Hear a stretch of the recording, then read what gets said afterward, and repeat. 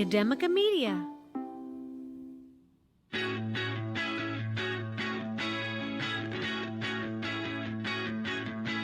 From Academica Media Studios in Miami, Florida, it's Big Ideas in Education, a weekly recap of inspiration and innovation in your schools. Hello, education lovers. We are so thrilled to have you joining us this week on Big Ideas in Education. I'm Ryan Kairalla. We are happy to be joined on the program this week by Chad Lewis. As the Director of Technology at Tampa Preparatory School in Florida, Mr. Lewis helps direct his school's innovative virtual filmmaking program. Our guest has recently spoken about this program at both the FETC and TCEA conferences, and you can find out more about our guest's work by visiting tampaprep.org. Chad, thank you so much for joining us this week. Thanks for having me. Just a caveat that we actually have a film instructor, Josh Villa, who's really the orchestrator of the curriculum for this. I am, as technology director, kind of the coordinator and the enabler of what's going on, along with the technology department. I want to give due credit to them as well for helping to kind of initiate this new virtual production aspect of filmmaking. So, well, that's not surprising to me. I mean, anything this cool and this ambitious has to be a team effort. And I imagine there are a lot of really dedicated professionals making this happen. And I'm excited to talk to you and hear more about what you and your team are doing. So first, let's break down this definition of virtual filmmaking, because I hear that term being used to sort of as the nomenclature for your program. What are we talking about when we talk about virtual filmmaking? Sure. In my terms, like layman terms, the way I look at it is place is no longer an issue with making movies. In the past, if you wanted to do a film about Egypt, you would either have to fly to Egypt or you would have to have a studio and a scene built with some pyramids and some physical assets and sand and all that stuff. Whereas now, because of tools like Unreal Engine, you can make that background, that environment, whatever you want without having to leave your classroom. So that's a big part of it. Also, the shift that's enabled us to do real-time filmmaking as opposed to post-production so much. So in other words, you film, what you see is what you get. The actors can actually see if they're engaging with the environment, see what that environment is. You're filming the actual environment and the character, not having to go post-production, chroma key a background out or anything like that. So that's another part of it. That's the big part to me, what virtual production enables. In addition to the fact that we're also dabbling quite a bit in motion capture and 3D animation and virtual characters as well. It's an exciting time. I'm pretty old. So when someone majored in film, the chances that they would go to Hollywood and be involved in a blockbuster movie were pretty slim. But now literally anybody with a computer and the effort they want to put in and a minimal cash outlay, they can make films even by themselves with no studio. I mean, theoretically, you can make a movie just in Unreal Engine with no screen, no LED wall, nothing like that, and put virtual metahumans in and make a movie that way too. So it's the kind of democratization of film that I love. I think it's putting it in everybody's hands now. So that's what I love about it. I love that. And by putting so much filmmaking power in the hands of typical high school students, I imagine it's creating a pretty exciting classroom experience. I'm thinking about like when I was in high school and we used to make student films. We just had our little camcorders and we just went out in the backyard and filmed something. This is a little more advanced than that, it sounds like, between all the different technology that you're bringing in. Can you tell us what a typical day looks like in a virtual filmmaking classroom? And I know you might say, well, there is no such thing as a typical day.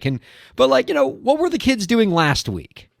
Well, okay. So again, we've spent most of this year, when we first decided that we're going to start delving into virtual production was about a year and a half ago. And at that point, actually, Josh, the film instructor, came in and said, hey, he was brand new. He said, hey, I want to start, or what do you think about virtual production? I didn't know what it was at all. I'd never heard of it. Yeah. And we had been teaching virtual reality development through, at the time, Unity. So kids were building VR environments, coding with Unity.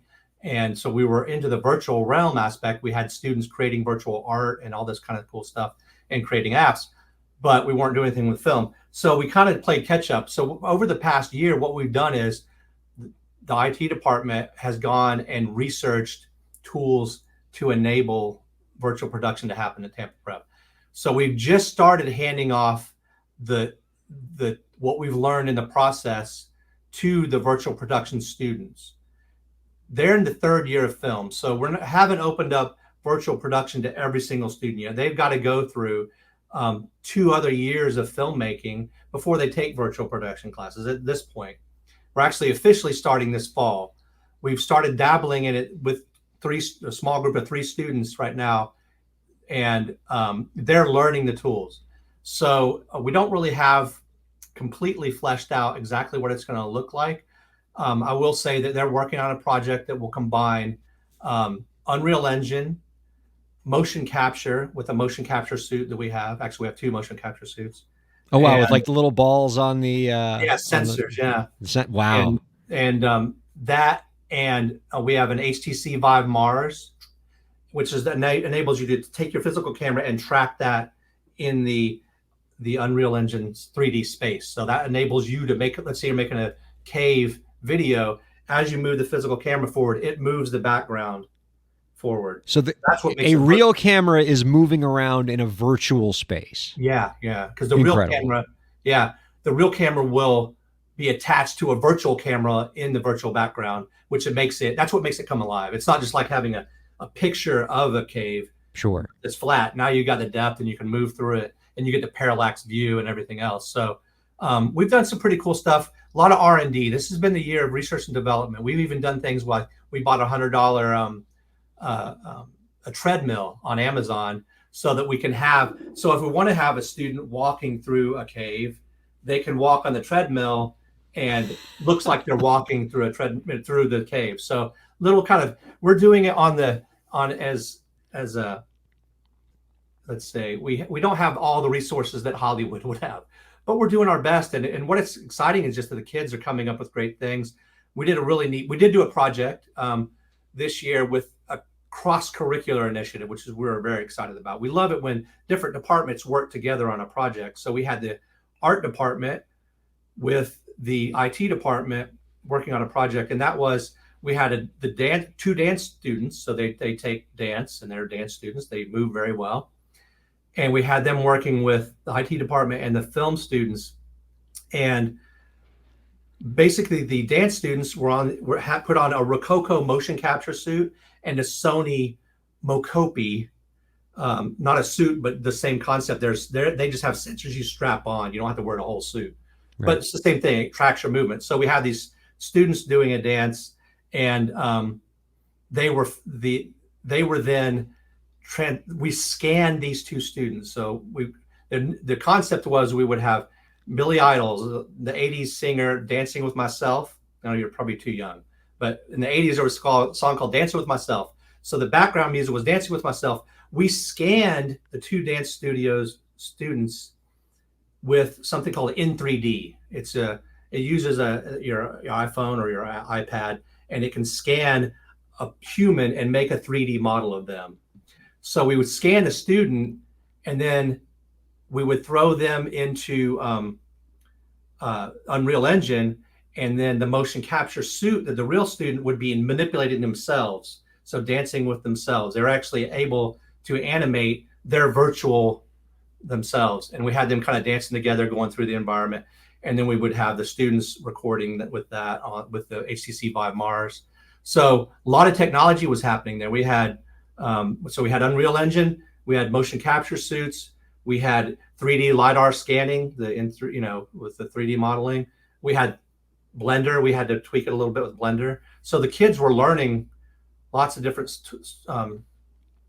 concepts.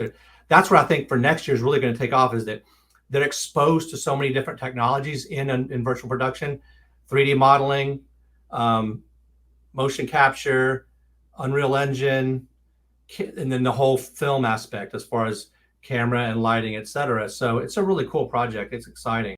Yeah, to me, the thing that makes me most excited about what you're doing is that cross-curricular potential that you spoke of. I would imagine if you walk into a typical high school, the the arts students are going to be on one side of the school, and the tech-focused STEM computer students are probably on the completely other side of campus doing different things. But what your virtual filmmaking program does is it brings these two groups together in some really exciting cross-curricular, interdisciplinary ways, where you get these STEM students getting to work with your actors and your dancers on campus and create amazing things together. What a really exciting pedagogical experience for both the students and teachers alike. For sure. And another thing that's excited me, the exposure of students to things that they may have never been exposed to before and never knew they had an interest in. So this goes back to our virtual reality creation stuff.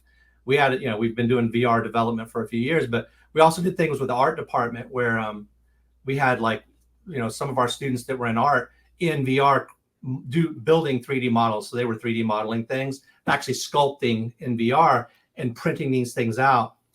But what's cool is that I had a young lady say, you know what, I was never going to be going into any kind of graphic design or anything like that. I didn't really like computers, I didn't think, or anything to do with that. But now I really love this. So it kind of opened up an arena for her that she would have never thought about pursuing, which is super exciting.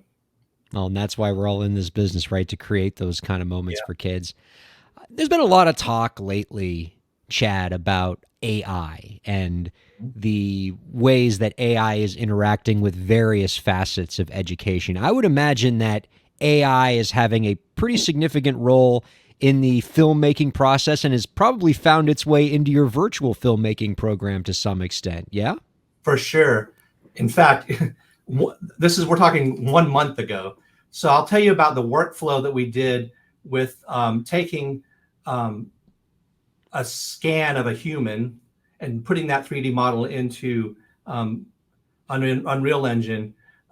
We also did it with our mascot, who is it's a terrapin. It's a giant turtle. Well, that required a lot of work in Blender, which, like Maya Blender, it's a 3D modeling. You have to kind of clean it up and work with the model and take some time.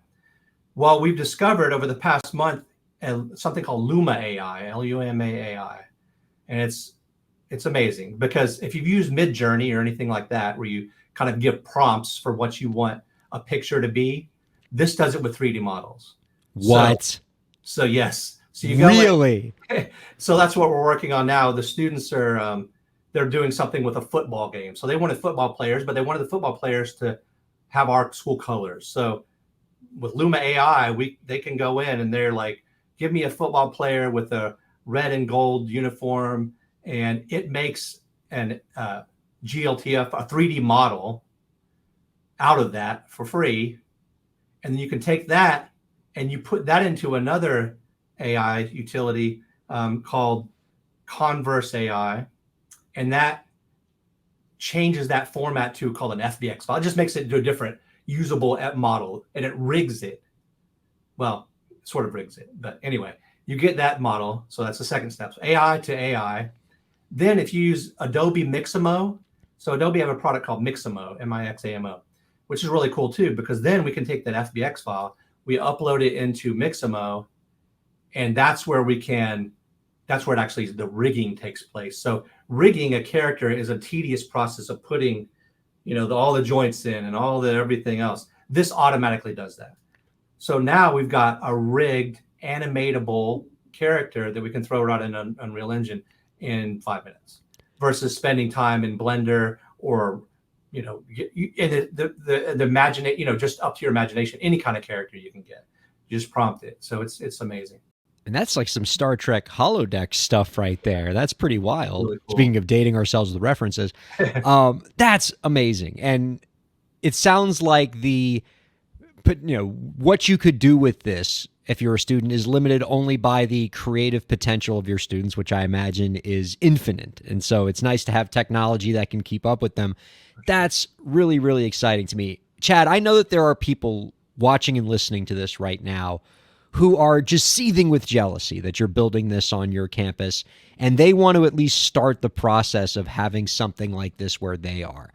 If any schools come up to you and ask you for advice on how to set up these kind of programs, how do you tell them where to start?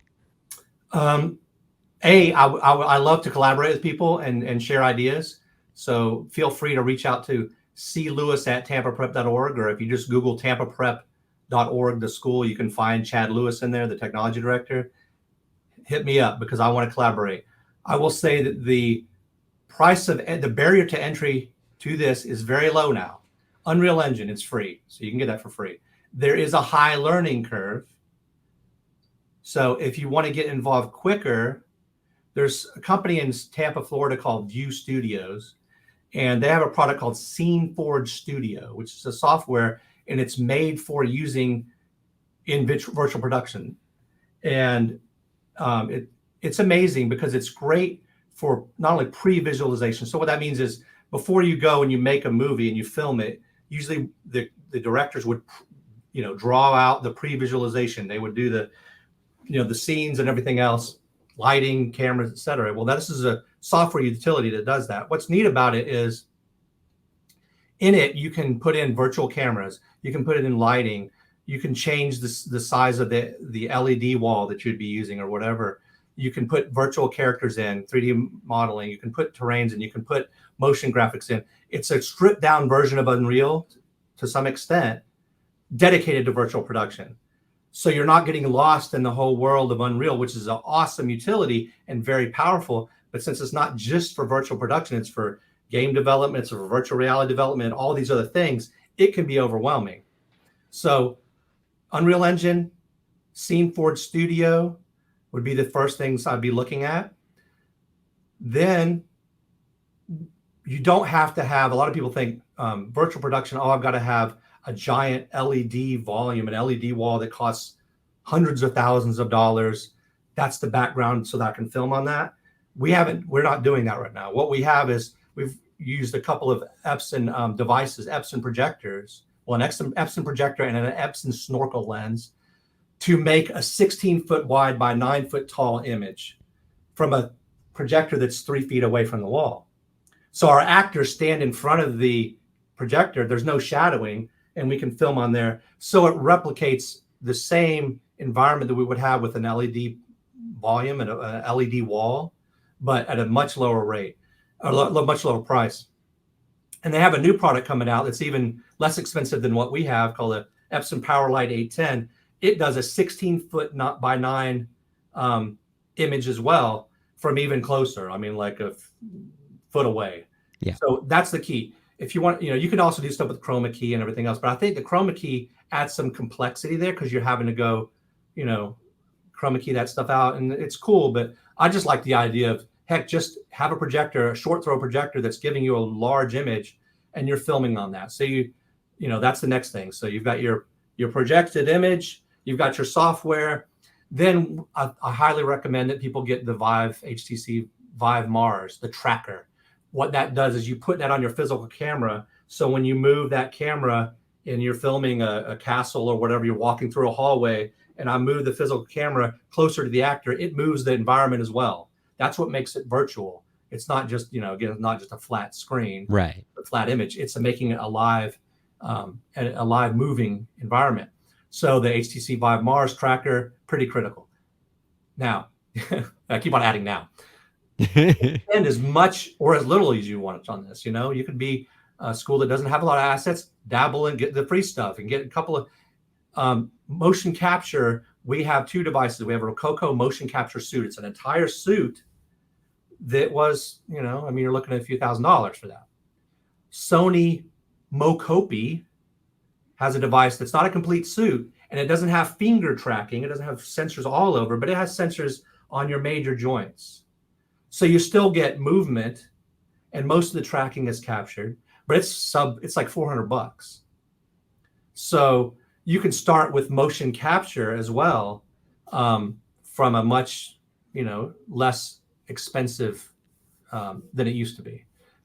And that being said, AI is taking care of that too, because now there's AI that's actually sensorless, and it's getting really where, technology, you buy something and then like 3 years later, like, wow, now it's free, or now it's half the price. But that's just the way it is. But the barrier to entry is very low now. I suggest anybody who's interested in this, just start with the free stuff and see what assets you have, and just start. The learning is the main thing, and the R&D has taken us a lot of time. We took a lot of institutional energy building this because there was no cookbook. Nobody was doing. There's no book. School was getting involved. Because this, in fact, most colleges are not teaching virtual production. They're just starting to, some of them. So for us as a high school, middle school, to be doing this, we were kind of just playing and inventing and trying trial and error.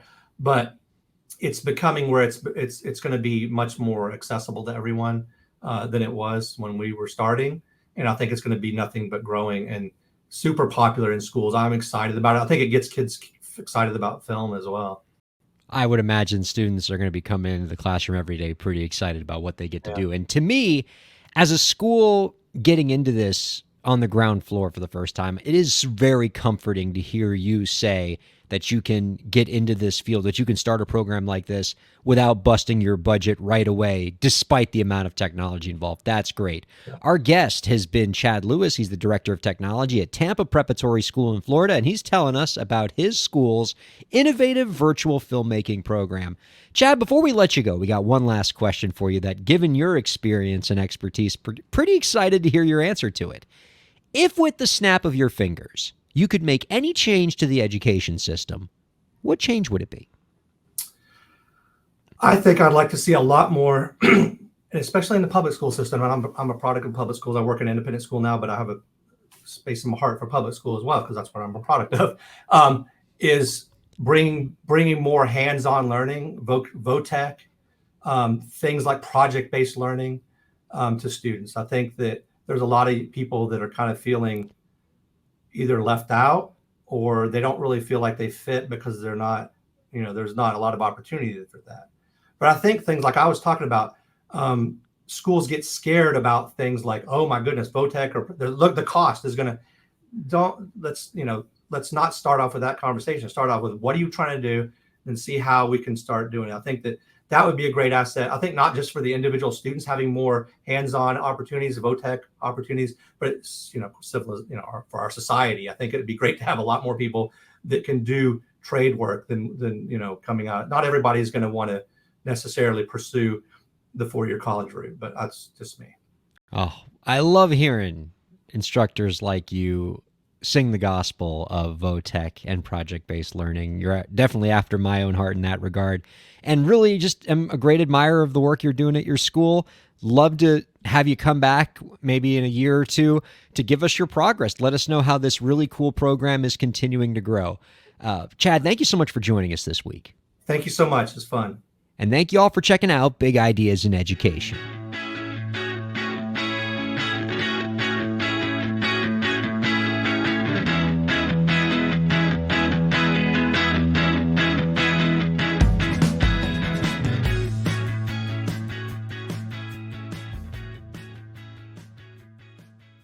The views expressed on the preceding program have been those of the hosts and guests and do not necessarily reflect the views of Academica, its clients, staff, affiliates, or advertisers.